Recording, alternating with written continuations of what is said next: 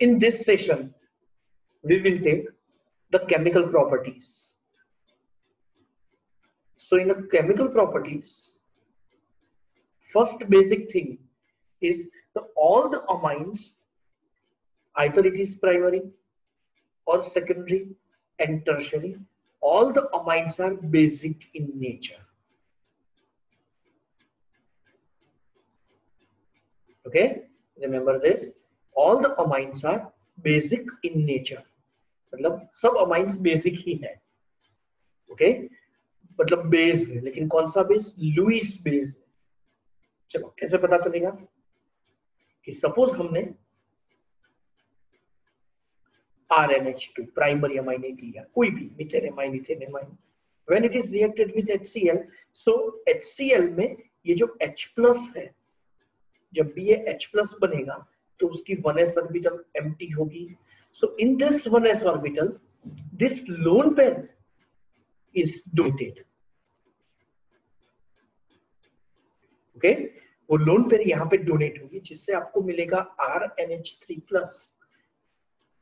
Okay, previous session में हमने पढ़ा ही कि यहाँ पे ये पूरा डोनेट तो होगा ही. ओके, तो इससे आपको मिलेगा यहाँ पे सॉल्ट.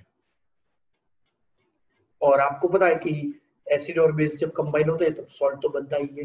वाटर यहाँ पे नहीं मिल रहा है क्योंकि यहाँ पे कहीं पे O है ही नहीं, ऑक्सीजन. देख लो. सिमिलरली अगर हमने एनिलीन लिया बेंजीन के ऊपर NH2 and it is reacted with HCl, so we are getting benzene के ऊपर NH3 plus Cl minus, और इसका नाम है एनिलीनियम क्लोराइड. जैसे अमोनियम क्लोराइड बोलते हैं वैसे ही. ओके, तो इससे क्या प्रूव होता है कि ये जो RNH3 plus Cl minus है ना, ये सॉल्ट है. अगर इसकी हम रिएक्शन OH माइनस के साथ करें तो इसमें से क्या निकल जाएगा? फर्स्ट ऑफ ऑल RNH2 मिल जाएगा, वापिस फिर एक H2O मिलेगा और X माइनस मिलेगा. अब देखो इसके साथ पॉजिटिव आयन कौन सा होगा?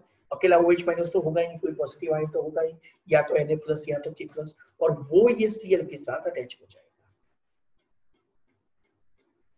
ओके, तो यहाँ पे ये रिएक्शन मतलब एसिड बेस की ही है, वो तो प्रूव हो गया.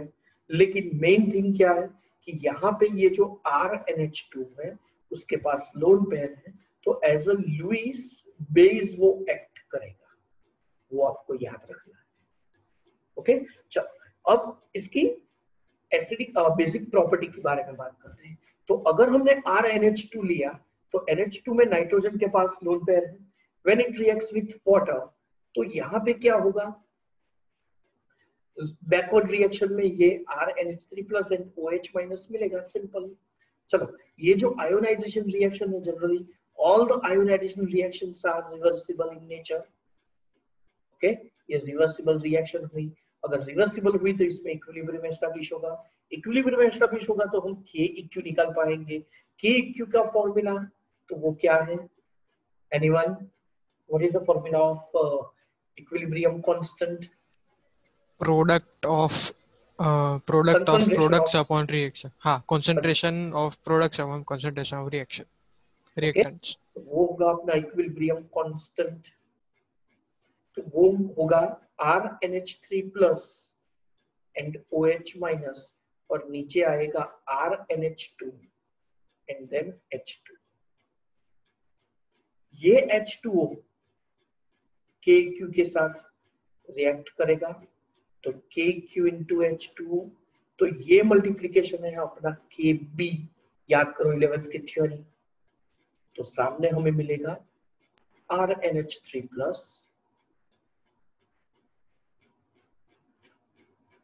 OH minus और it is divided by RNH2. तो इससे क्या पता चला आपको कि whenever ionization reaction occurs in more extent, मतलब more ions are formed, तो यहाँ पे numerator increase हुआ, that means Kb increase हुआ. Kb is dissociation constant of weak base.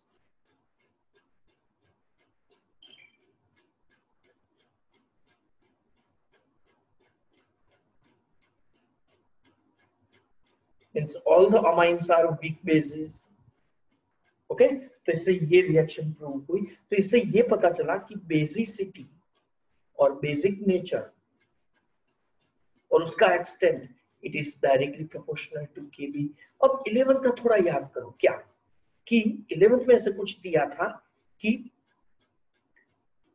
pkb equals minus log of kb, ph means minus log of h plus poh then minus log of oh minus p is a one type of function, negative logarithm of something। Okay, ph लिखते हैं तो minus log of h plus OH लिखते हैं, तो minus log of OH minus PKB लिखते हैं, तो minus log of KB। तो जिसकी KB वैल्यू हाई होगी उसकी PKB वैल्यू लो होगी। ओके, वो लोअर होगी। इससे क्या प्रूव हुआ कि अगर आपको 5 बेसिस दिए हैं PKB वैल्यू वाले, तो फिर उसमें से आपको किसकी बेसिसिटी हाईएस्ट, तो वो अगर हमें प्रूव करना है तो वो हम प्रूव कर पाएंगे। ओके, तो वो हम प्रूव कर पाएंगे कैसे कि जिसकी भी पीकेबी वैल्यू लोएस्ट होगी उसकी बेसिक कैरेक्टरिस्टिक्स द हाईएस्ट होगी। अगेन जिसकी भी पीकेबी वैल्यू लो होगी उसका बेसिक नेचर द हाईएस्ट होगा। Okay, that's it. तो वो आप याद रखो। तो basic nature is inversely proportional to pKb. तो अब देख लो टेक्स्ट बुक में भी कुछ वैल्यूज दी है यहाँ पे। तो 3.38 एंड 3.27, तो दोनों में से कौन सा ज्यादा बेसिक, फर्स्ट और सेकंड में से बोलो, ज्यादा बेसिक कौन सा? सेकंड 3.27 वाला। 8.92 और 3.00, तो कौन सा ज्यादा बेसिक? 3.00 वाला। पता चला? तो अगर आपको 4 वैल्यूज दे दी है पीकेबी वैल्यू और फिर आपको पूछा है कि बेसिक नेचर का इंक्रीजिंग या decreasing what then we can say very easily. Okay, चलो अब हमें एक्सप्लेन मतलब ये समझना है। अब हमारा मेन टॉपिक ये है कि किसकी वैल्यू ज्यादा और किसकी वैल्यू कम and what is the reason for it. यहाँ पे तो हमने डायरेक्ट रिलेशन ही अभी तो सिर्फ दिया है। देखो kb equals this much and pkb equals minus log of kb, दिख रहा है ना? ओके, तो अभी तो यही हुआ है दिस वन। ओके, अब मुझे ये समझाना है कि कौन सी वैल्यू ज्यादा और कौन सी वैल्यू कम and what is the reason for it. चलो, तो अब ध्यान से देखना।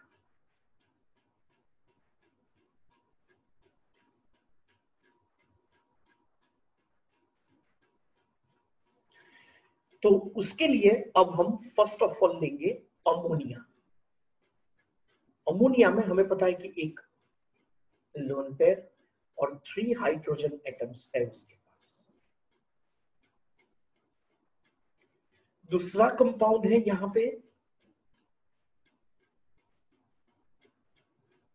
एक R और बाकी के 2 H।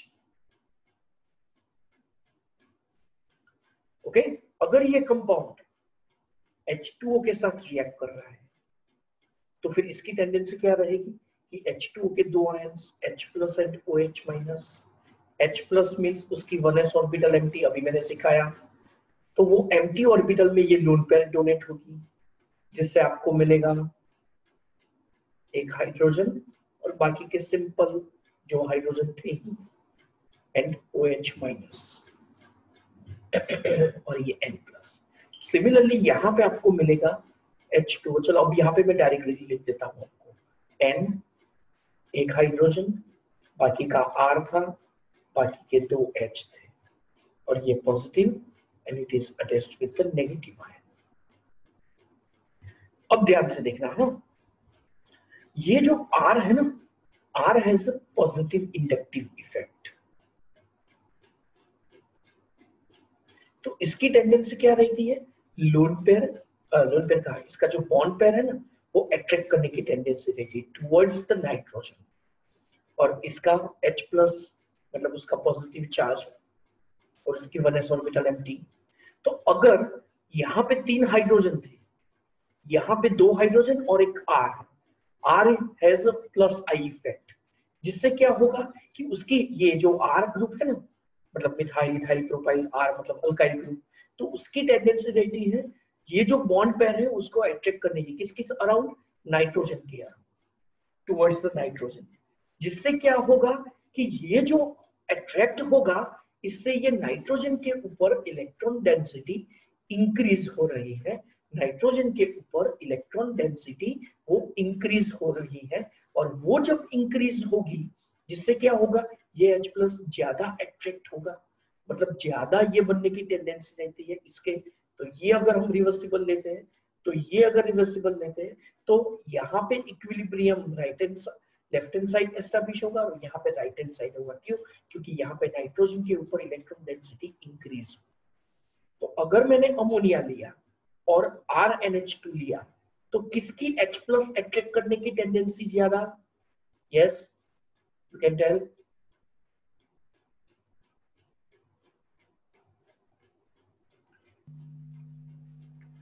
किसकी अट्रैक्ट करने की टेंडेंसी ज्यादा? यस, मतलब अमाइन की या अमोनिया की?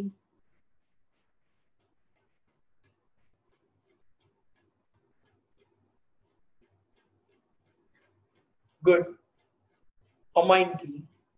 क्यों अमाइन की ज्यादा? क्योंकि यहाँ पे 3 हाइड्रोजन थे, एक बार फिर से देख लो, यहाँ पे 2 हाइड्रोजन और एक R है। R means alkyl group, it has a positive inductive effect. तो पॉजिटिव इंडक्टिव इफेक्ट से क्या होगा, तो पॉजिटिव इंडक्टिव इफेक्ट की टेंडेंसी क्या रहती है कि ये जो बॉन्ड पेयर है वो अट्रैक्ट होगी टुवर्ड्स नाइट्रोजन, जिससे नाइट्रोजन के ऊपर ये जो पेयर है ना वो डोनेट होगी टुवर्ड्स, मतलब यहाँ पे ओवरऑल नाइट्रोजन के ऊपर इलेक्ट्रॉन डेंसिटी इंक्रीज हो रही है। ये आपको वर्ड लिखना ही है कि due to the positive effect of the alkyl group, and in the primary amine there will be one alkyl group, so that electron density on nitrogen atom increases. Electron density on nitrogen atom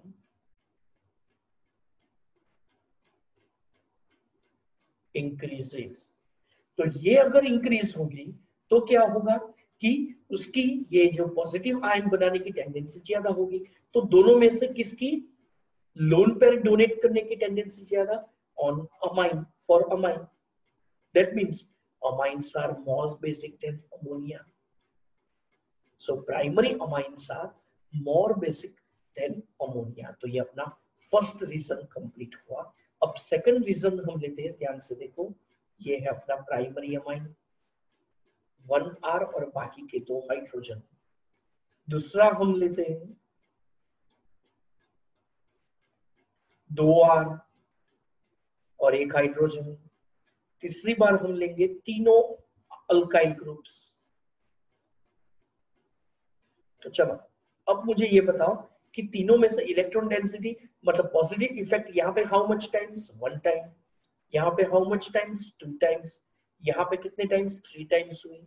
तो electron density सबसे ज्यादा तीनों में कहां पे होगी?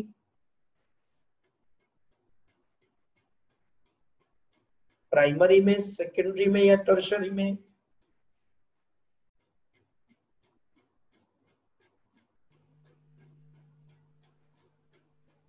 कहां पे होगी? टर्शरी। टर्शरी में। ओके, दैट्स व्हाई, और उसका रीजन भी आपको पता चल गया होगा। तो ऑर्डर क्या हुआ? चलो पूरा नहीं लिख रहा हूं मैं, इलेक्ट्रॉन डेंसिटी यहाँ पे इंक्रीज हो रही है वो तो आपको पता चल ही गया होगा। तो ऑर्डर ओवरऑल क्या हुआ? 3 degree amine, then 2 degree amine, then 1 degree amine, and then ammonia. तो ये है order of basicity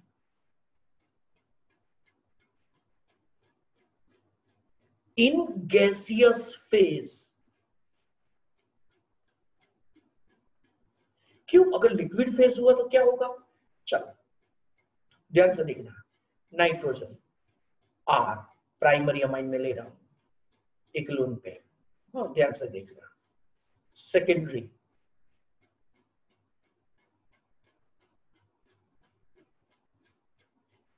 2R and then H, and tertiary 3R। अब क्या होगा कि यहां पे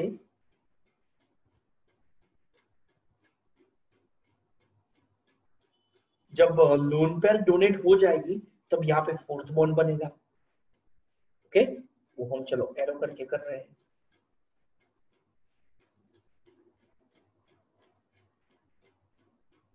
तो अगर हमने एक्वियस मीडियम लिया, मतलब पानी में अगर डिसॉल्व किया, तो यहाँ पे H2O मॉलिक्यूल मिलेंगे कितने, 1 2 एंड 3।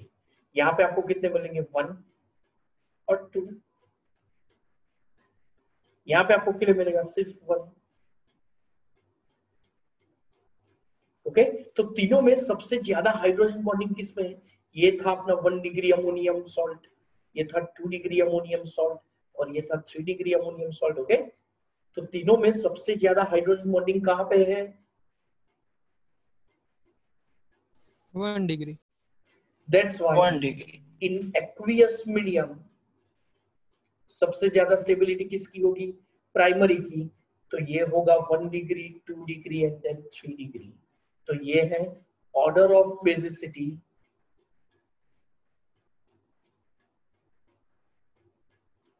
In aqueous medium. वो तो पहले ऊपर लिख दिया है। ओके, तो चलो ये दूसरा रीजन भी अपना कंप्लीट हुआ। चलो कंटिन्यू। तो अब टेक्स्ट बुक में दिखाना है आपको, ध्यान से देखना। तो टेक्स्ट बुक में फर्स्ट रीजन यहां पे दिया है, अल्केनामाइंस वर्सेस अमोनिया। देख लो, मैंने जो समझाया था वही लोन पैरा रो करके दिया है ना, और ये पूरा पैरा उसका दिया है। और वो रीजन कहां से कहां तक आएगा, चलो वो हम इंडिकेटेड कर देता हूं मैं। Hence the alkyl amines are stronger bases than ammonia. तो यहां से थ्योरी स्टार्ट होगी और यहाँ पे विद फिगर, और यहाँ पे वो कंप्लीट होगा। तो सेकंड यहाँ पे, तो ये था अपना गिव रीजन 1, यहाँ पे रीजन 2। ओके, और वो कंप्लीट होगा यहाँ पे, नीचे दिया है primary secondary tertiary, secondary and primary, and then ammonia. Okay, और लिखा है इन अ गैसियस फेज, देख लो। चलो नीचे जाते हैं, अभी स्क्रीनशॉट लेना हो तो आप ले सकते हैं।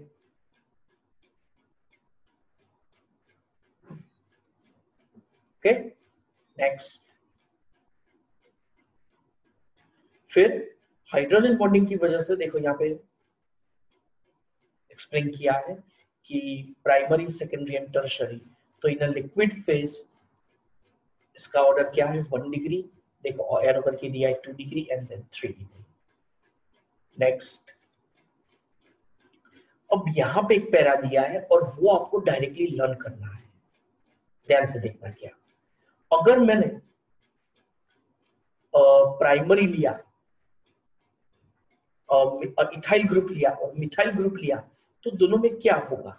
तो अगर मैंने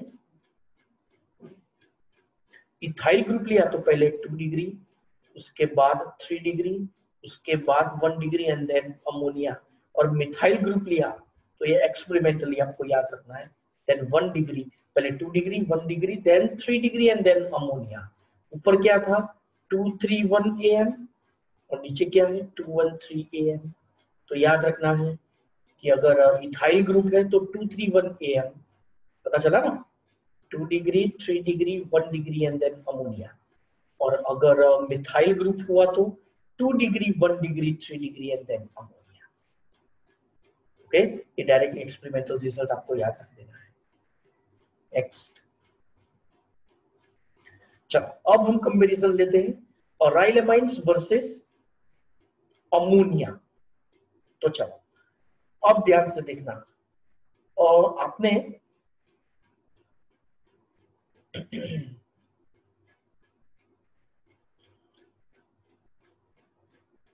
फिनोक्साइड आयन का रेजोनेटिंग स्ट्रक्चर आपने देखा ही है, तो उसके जैसा ही है ये पूरा का पूरा, लेकिन कैसे, चलो वो भी हम देखेंगे यहाँ पे।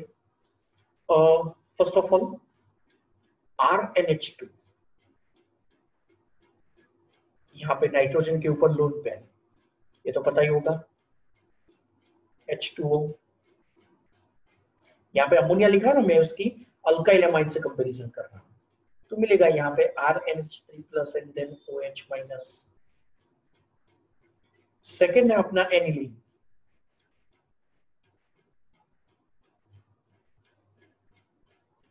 इसके पास लोन पेयर,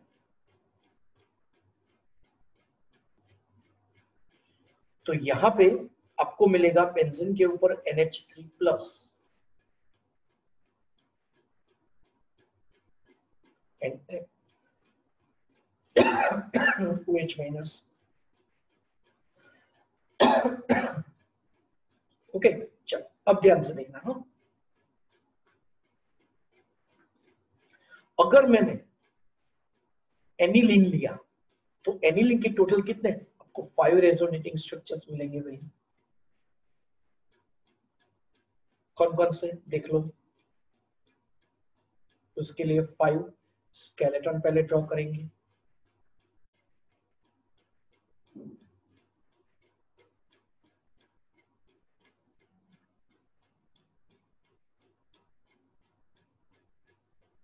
ओके। सब में कंटिन्यूअस एंड फास्ट कन्वर्जन होगा, मतलब रेजोनेटिंग स्ट्रक्चर्स आपको मिलेंगे।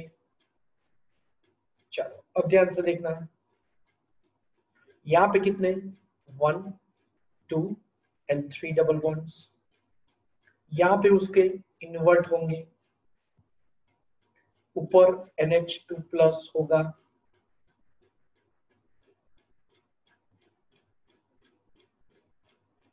ओके। बाकी के 3 स्ट्रक्चर्स में जैसे वहां पे नेगेटिव चार्ज था, आपको याद होगा,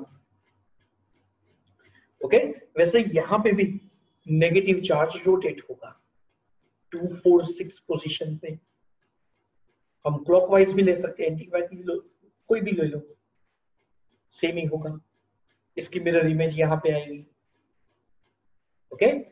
तब तक यहाँ पे NH2 और पॉजिटिव चार्ज, चलो यहाँ पे डबल बॉन्ड, तो यहाँ पे और यहाँ पे ऊपर डबल बॉन्ड NH2+, यहाँ पे भी डबल बॉन्ड NH2+, ओके। यहाँ पे सामने सामने होगा, और यहाँ पे और यहाँ पे होगा, ओके। तो ऐसे आपको 5 रेजोनेटिंग स्ट्रक्चर्स मिल गए। चलो ये तो इजी है, जब 10th में भी आया, 11th में भी आया और 13 में भी आया, सेम वे, ओके। तो मेनली यहाँ पे due to resonance availability of the lone pair decreases. देखो यहाँ पे नो रेजोनेंस,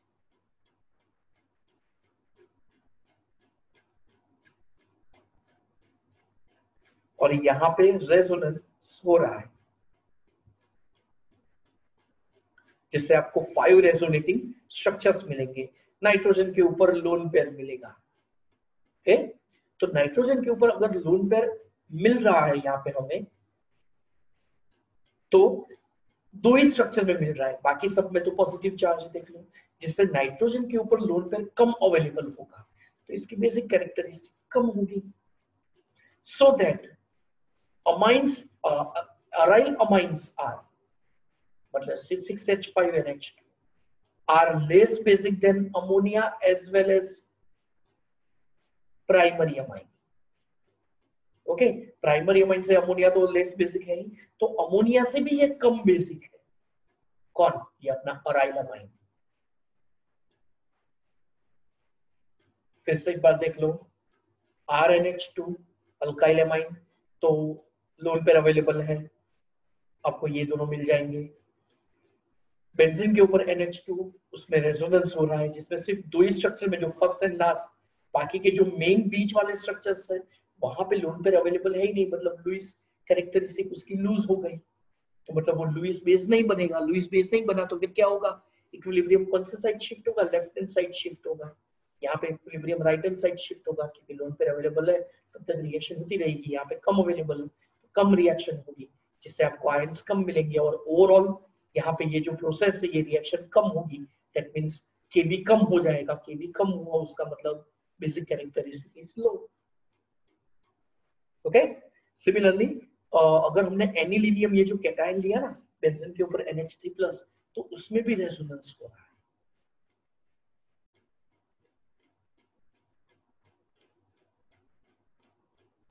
इससे इसकी स्टेबिलिटी बढ़ गई, स्टेबिलिटी बढ़ गई तो अगेन सेम वे नाइट्रोजन के लोन पेयर अवेलेबल है ही नहीं। ओके, तो इससे बेसिसिटी और कम हो गई। तो ये था इसका ऑर्डर। अब फाइनल भी ध्यान से देखना,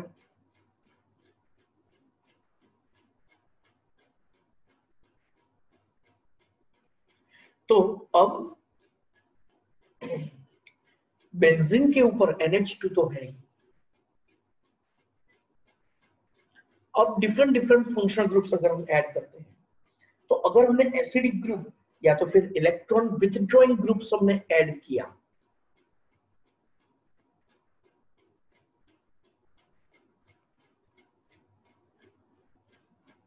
like NO2,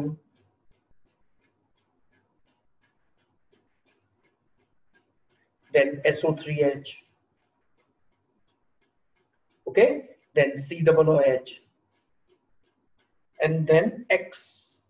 तो ये सब ग्रुप क्या करेंगे, अगर बेंजीन के ऊपर NH2 है और इसकी बेसिसिटी हम चेक कर रहे हैं, तो these groups decrease the basic characteristic,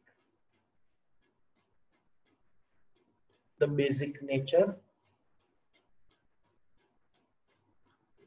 of aniline। okay, similarly अगर हमने इलेक्ट्रॉन अट्रैक्टिंग ग्रुप हमने ऐड कर दिया,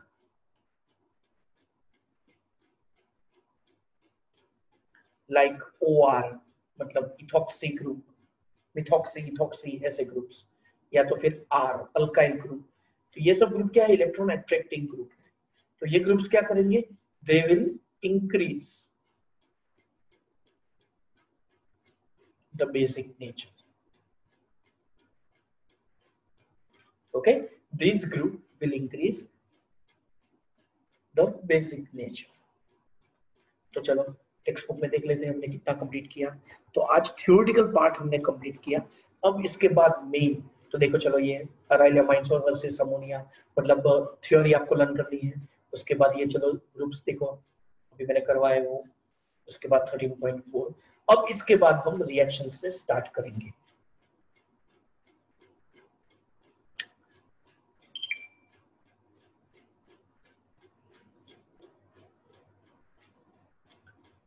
जस्ट अ मिनट, हाँ यस, थोड़ा यहाँ पे इलेक्ट्रॉन अट्रैक्टिंग एंड विथड्रॉइंग दोनों सेम होगा, यहाँ पे इलेक्ट्रॉन रिलीजिंग ग्रुप आएगा। अरे यार गलती हुई, यहाँ पे आएगा इलेक्ट्रॉन रिलीजिंग ग्रुप।